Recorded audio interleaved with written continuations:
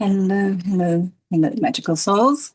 I'm talking today about the concept of change, and I've been speaking to the Akashic Record Keepers and Guides and asking them, why is change so difficult for humans? What is going on for us? And I've also asked, why does change feel like a loss? And um, the guides came through and they said that if humans are completely honest with themselves, they don't actually enjoy change, not naturally.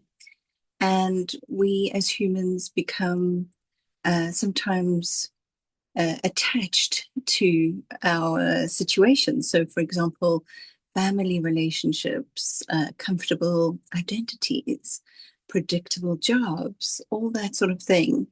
And even some old beliefs about who we are, we can actually be very attached to that part of ourselves. So, um, the reality is that our ego minds are the ones that is to blame, shall we say, for this certainty and wanting to feel safe. So we don't really blame the ego mind because we need the ego mind. We love the ego mind.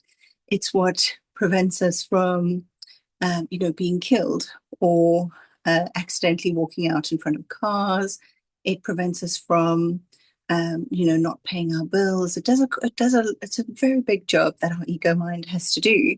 But at the same time, it can hold us in a place where we are sort of stuck in relationships or jobs or situations that have actually we've way outgrown, or we need to outgrow. We need to step up to the next level.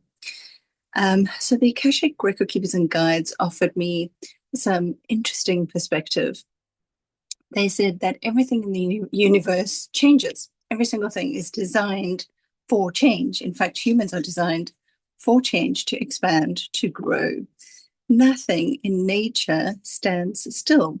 So, for example, the seasons change, the tides move, trees lose their leaves and then rest over the winter and then grow again and increase in size in the spring. Stars are born and eventually transform themselves. Everything, even every cell in your body transforms over time. It's continually renewing itself. The only thing in creation that resists change is the ego mind. That's what we're working with. But it's also important to notice that the record keepers and guides explain that every soul incarnates with the intention of expanding its consciousness. So, expansion isn't something that we think, well, that happens while remaining exactly the same. No, growth requires movement, and movement requires change. And change asks us to release that which no longer serves us. So, from a soul's perspective, every ending creates space for a new beginning. But from the ego mind's perspective, every ending can feel like a loss, like we're losing something. And this is why we often experience fear when life changes unexpectedly. So we fear losing control. We fear making mistakes. We fear stepping into the unknown. And yet, the Akashic Record Keepers and Guides tell us that the unknown is where the miracle has always lived. So, for example, no butterfly can become um, a butterfly without letting go of or surrendering the caterpillar. And that's quite a big change. And for example, no seed becomes a magnificent oak tree by remaining safely in its shell. So transformation has always required letting go. And the Akashic Record Keepers and Guides also speak about survival, not simply surviving spiritually, but surviving physically. They explained that throughout human history, those who adapted actually are the ones who continued to survive and thrive. The ability to learn, to adjust, to become flexible has always been one of humanity's greatest strengths. And that's why humanity is still here and thriving and doing very, very well for itself. Well, in most senses of the word. But when we resist change, we often create unnecessary suffering. But when we work with change, we discover resilience we didn't even know that we had. Okay, so often I have a great example. My mum always had sort of 4 children, and that's a lot. And excuse me, there's a lot of pollen about today. So yeah, so I can imagine my mum was always saying, "Oh God, give me patience." And of course he did. He brought more drama and more stressful situations for her. And of course, she then had to find more patience and more resilience. And so she was asking for it and she received it. I don't know why that particular example came up today, but I do remember that as one of the things. So the other way that the Akashic Record Keepers and guides describe change is like a river. If you swim against the current, it's going to feel exhausting. It's going to feel like everything's wrong. But when you learn to move with the flow, you can find that you are carried forward to places your soul always dreamed of going and always intended to reach. And that doesn't mean that change is always easy. Sometimes it asks us to grieve. Sometimes it asks us to forgive. Sometimes it asks us to become someone we've never been before. And on the subject of grieving, remember to set a time limit on grieving because you can end up grieving for years unnecessarily. So set your time limit. You're going to grieve for 6 months, 1 year, whatever it is, and then be ready to move on to the next level because otherwise you can get trapped in grief.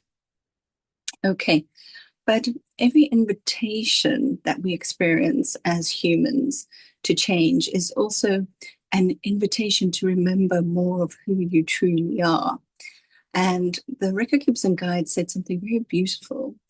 They reminded me that the soul is never afraid of change because the soul cannot lose itself. Only the ego mind believes it has something to lose.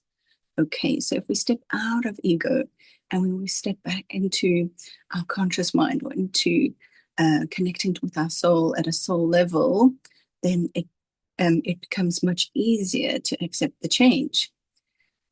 So your essence remains whole, your light remains constant. Nobody can take your light from you. But so perhaps today, instead of asking, why is this happening to me? You could ask instead, what is my soul inviting me to become? And that single question changes everything because suddenly change is no longer an enemy. It becomes maybe a teacher or a doorway or a bridge between the person you have been and the person your soul has always known you would become.